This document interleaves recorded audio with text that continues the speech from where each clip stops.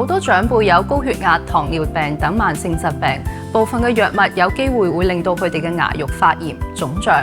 我哋會幫長輩口腔影相，再用 AI 分析，用唔同嘅顏色顯示發炎情況。長輩可以好清楚睇到自己口腔狀況，呢種睇得到嘅證據，佢哋好受落。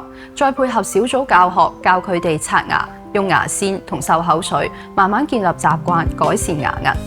以為自己年紀大咗就係咁嘅，身體唔到自己話事，一定會牙痛。但原來有方法改善嘅。年紀大咗之後，好多嘢變成身邊人安排，但其實佢哋以前係照顧家庭、作決定嘅重要角色。我哋冇諗過令佢哋可以掌握口腔衛生呢一件嘅小事，對佢哋重拾自主同專業係咁重要。